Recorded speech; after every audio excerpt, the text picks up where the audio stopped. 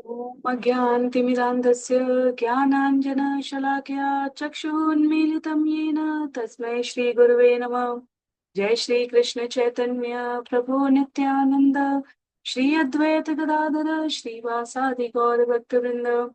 हरे कृष्णा कृष्ण कृष्णा हरे हरे, हरे राम राम राम हरे हरे। हरे कृष्णा कृष्ण कृष्णा हरे हरे, हरे राम राम राम हरे हरे। हरे कृष्णा। जय श्री राम। सभी भक्तों को सादर प्रणाम। हम सभी यहाँ पर श्री वाल्मीकि रामायण सत्र संख्या 18 आज श्रवण करने का, पठन करने का प्रयत्न करेंगे। जैसा कि सत्रों का प्रारूप है, पिछले सत्र की संक्षिप्त पुनरावृत्ति के साथ हम इस क्रम में आगे बढ़ेंगे।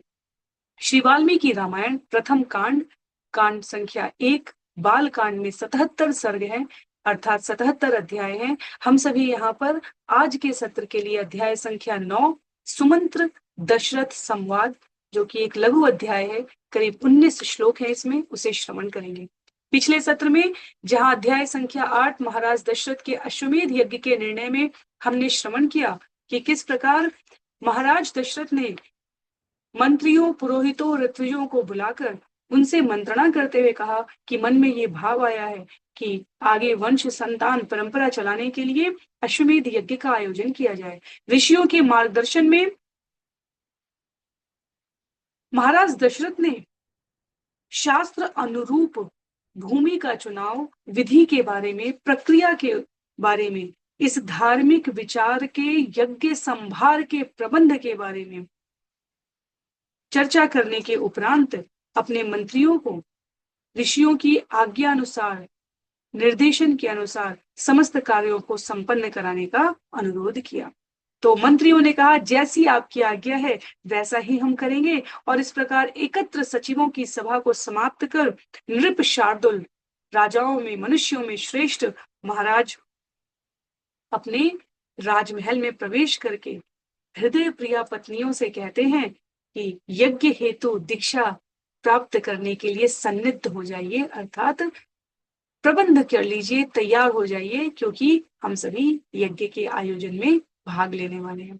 तो आज के सत्र में हम सभी आरंभ करेंगे सर्ग 9, सुमंत्र दशरथ संवाद, जिसका सारांश इस प्रकार से व्यक्त किया है आचार्यों ने कि सनत कुमार उक्त कथा के संक्षिप्त विवरण को महाराज दशरथ और सुमंत्र की इस वार्ता में यहाँ महर्षि वाल्मीकि द्वारा संकलित किया गया है। यहाँ संकेत है इस बात का कि संतानोत्पत्ति का कारण ऋष्य शृंग होंगे, और ऋष्य शृंग वास्तव में महाराज दशरथ के जामाता, दामाद लगेंगे, जिसे हम आगे के अध्यायों में और श्लोकों में श्रवण करते हुए आगे बढ़ेंगे।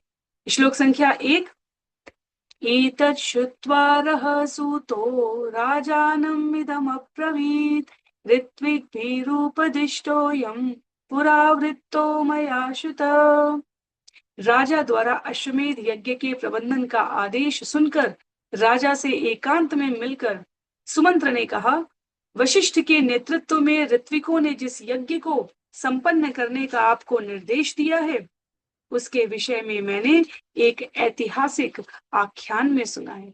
तो मंत्री के लक्षणों को बताया गया है कि वह सदैव शुभ कारक नीतियां ही राजा को निर्देशित करते हैं, उनसे चर्चा और मंत्रणा करते हैं। सुमंत्र कहते हैं कि इस यज्ञ की जो संस्तुति वशिष्ठ मुनि के नेतृत्व में की गई है, उससे संबंधित एक ऐतिहासिक आख्यान है।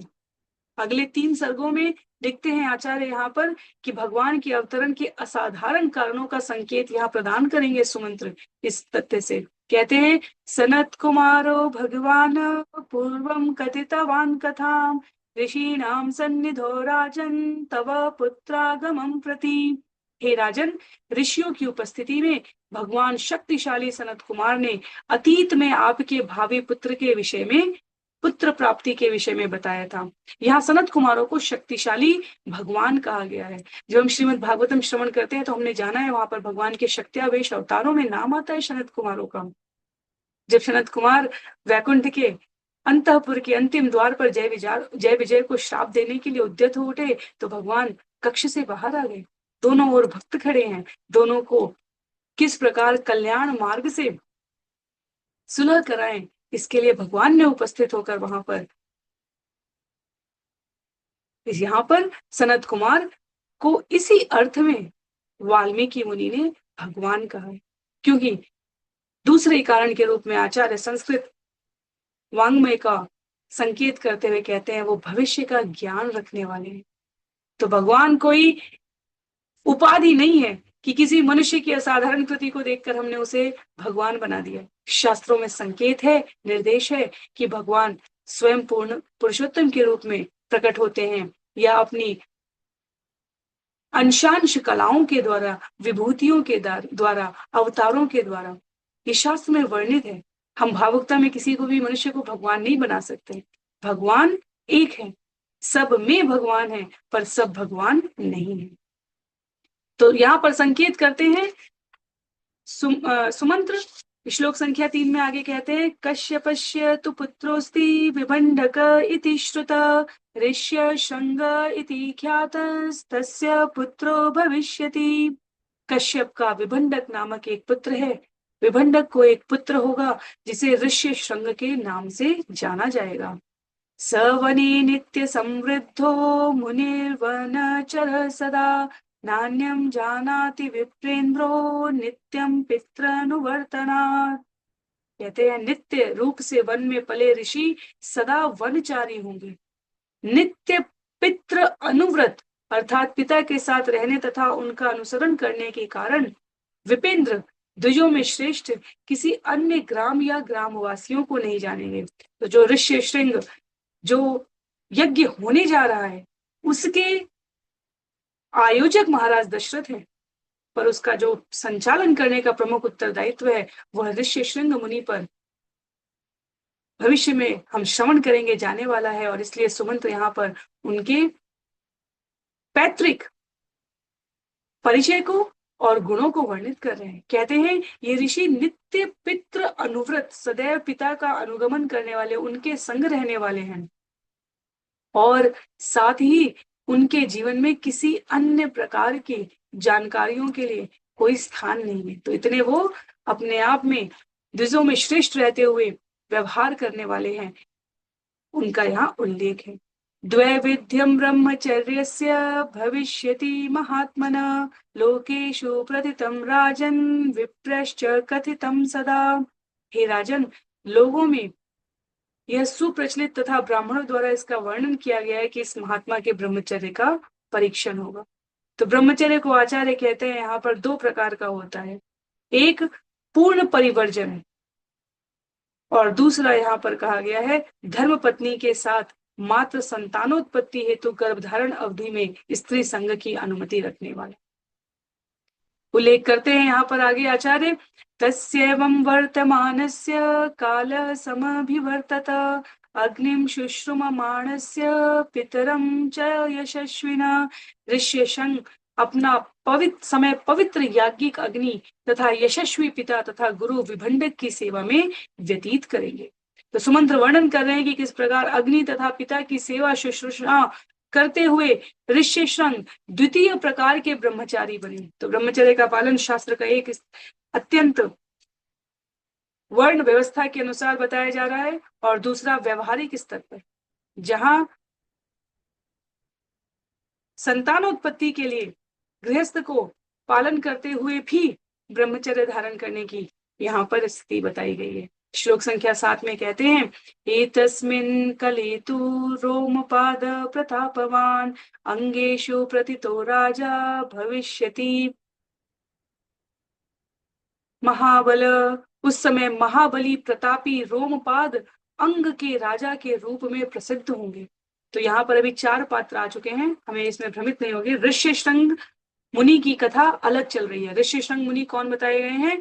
श्लोक संख्या 3 में उनका वर्णन किया गया है कि कश्यप के विभंडक नामक पुत्र हुए हैं और विभंडक के पुत्र ये ऋष्यशृंग हुए हैं। अब यहाँ पर तो कश्यप, विभंडक और उनके पुत्र ऋष्यशृंग बताए जा रहे हैं। अब समानांतर पर एक दूसरी कथा चल रही है जिसमें बताया जा रहा है महाराज रोमपाद के बारे में, जो अंग के राजा के रूप में प्रसिद्ध है।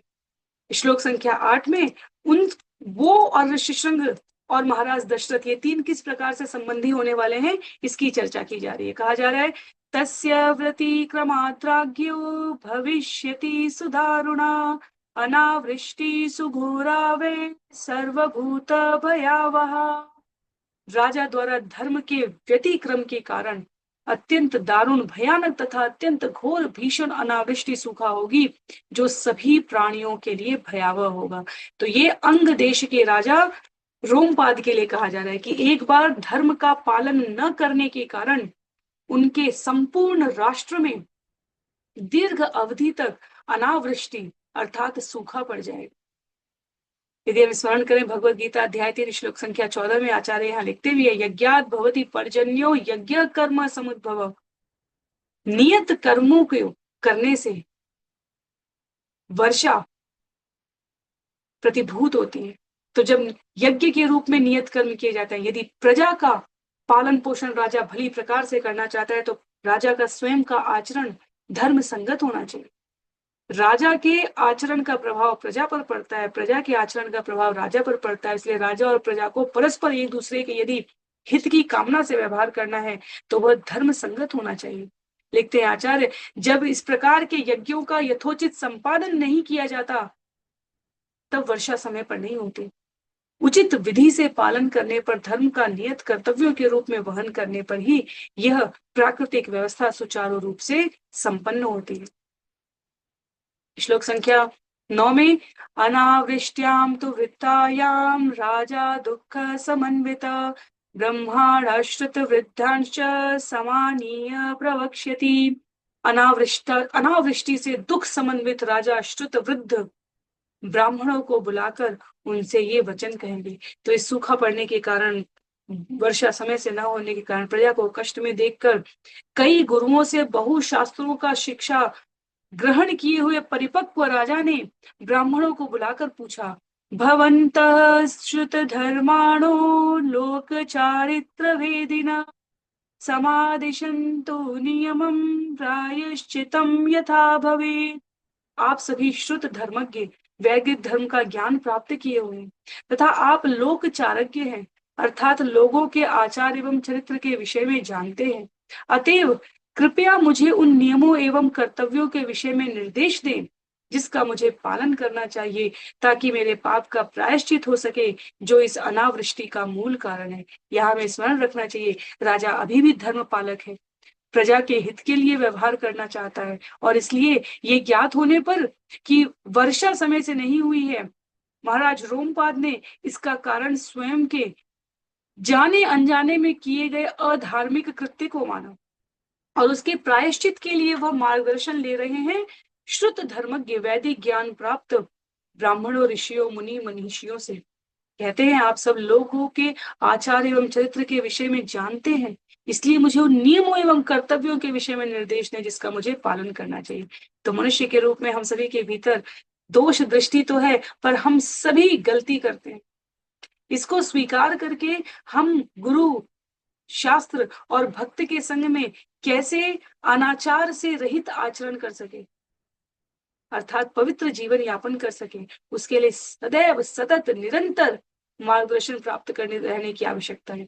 एक दिन श्रवण करने का अपना लाभ है, नियमित श्रवण करने से हमारी चेतना प्रशस्त हो जाती है अपनी गलतियों को स्वीकार कर तुरंत उनका प्रायश्चित करने के।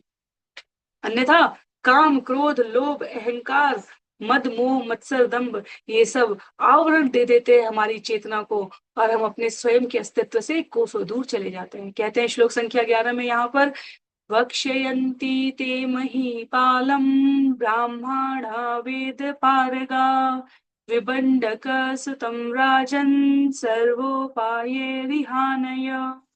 वेदों का पूर्ण अध्ययन किए वेद पारक ब्राह्मण वृंद राजा को उत्तर देते हैं, हे राजन, येन केन प्रकारेण विभंडक पुत्र को यहाँ ले आइए।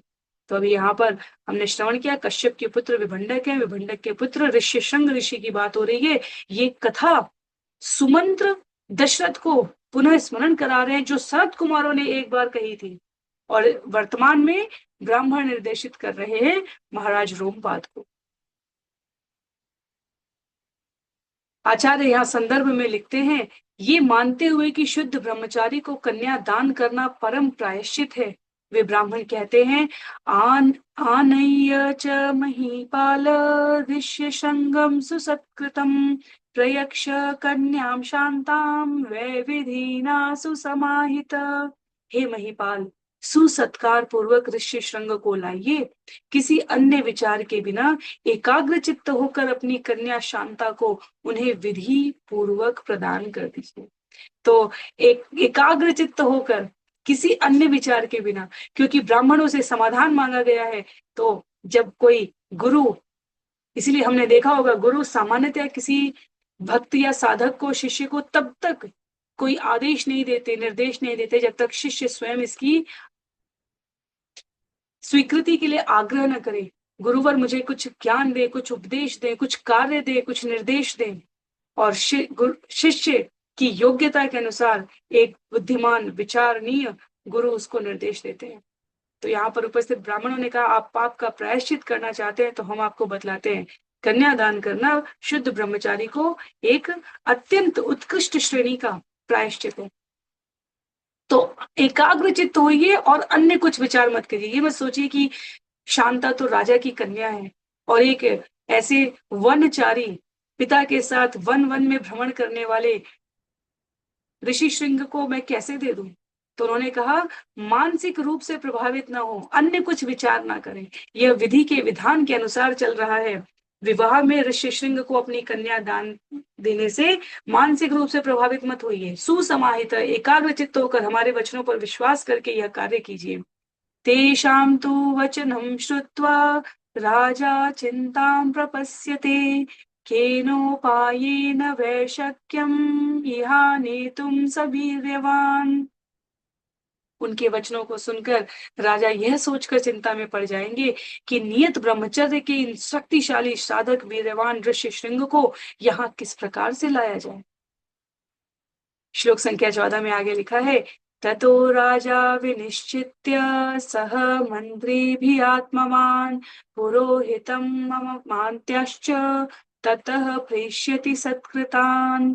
तत्पश्चात अपने मंत्रियों से मंत्रणा कर कर समाधान का निश्चय करने के उपरांत बुद्धिमान राजा पुरोहितों एवं सम्माननीय आमात्यों को वन से ऋषि श्रृंग ऋषि को लाने के लिए भेजते हैं। तो चिंता इस बात की थी कि ऋषि श्रृंग सदैव विभंडक के साथ है, उनको कैसे लाया जाए। तो जो दक्ष कुशल साधना संपन्न पुरोहित और ब्राह्मण हैं, उनको निवेदित करते हैं ऋषि श्रृंग को लाने के लिए महाराज रोमपाद। श्लोक संख्या 15 में कहा गया है, ते तु राज्ञो वच श्रुत्वा व्यथिता विनतानना न कक्षेम ऋषिर्भीता अनुनेष्यन्ति तं नृपम्। किंतु राजा के उन वचनों को सुनकर वे व्यथित हो जाएंगे तथा विनत झुके हुए शीश के साथ उनसे कहेंगे, हमें ऋषि विभंडक का भय है, हम नहीं जाएंगे, और राजा को सांत्वना देंगे। तो सुमंत्र ये कहानी सुना रहे हैं, कथा प्रस्तुत कर रहे हैं महाराज दशरथ को कि महाराज रोमपाद इस प्रकार से व्यक्त कर रहे हैं ऋषि उन्हीं पुरोहितों से जिन्होंने इस मार्ग को उन्हें प्रस्तुत किया है, पर वे कहते हैं कि नहीं, ऋषि श्रृंग को विमंडक के भय से हम नहीं लेने जाएंगे, उनको लाने का कुछ और उपाय हम सोचकर आपको बतलाते हैं। वक्ष्यन्ति चिन्तयित्वा ते तस्योपायान् शतक्षमान् आनेष्यामो वयं विप्रं न च दोषो भविष्यति। ऋषि श्रृंग को लाने के लिए उपयुक्त उपायों के विषय में चिंता करते हुए वे राजा से कहेंगे, हम उस ब्राह्मण को ले आएंगे, कोई समस्या नहीं होगी।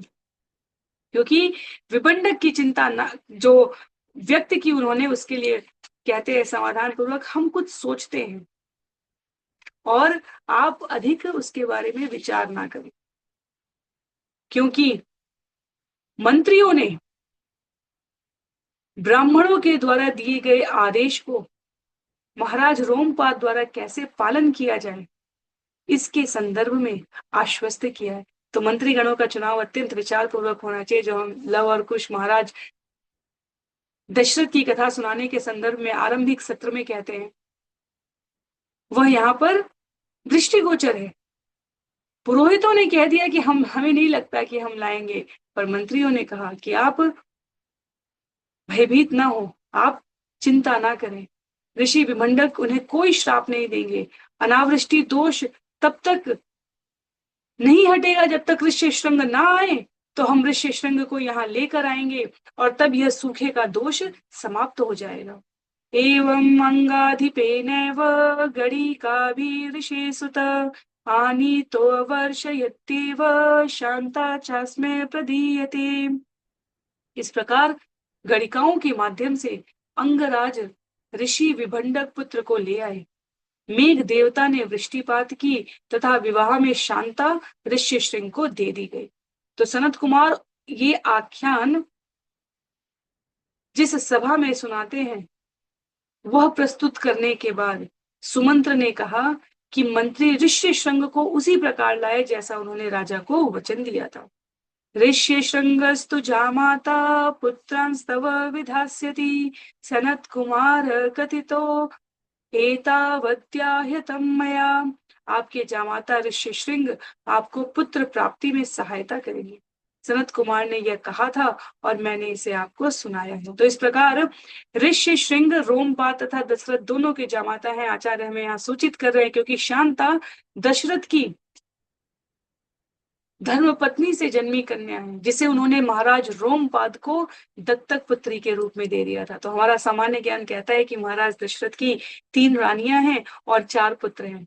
और जब हम वाल्मीकि रामायण से विस्तार में श्रवण करते हैं, अन्य आचार्यों ने उत्तर भारत, दक्षिण भारत, पूर्व भारत, जिधर की भी हम रामायण और भी देखे, उसमें भी ये वर्णित है कि मूलतः महाराज दशरथ की करीब 353 रानियां थी, जिनमें ये 3 प्रमुख पटरानियां हैं, कौशल्या, सुमित्रा और कैकेयी।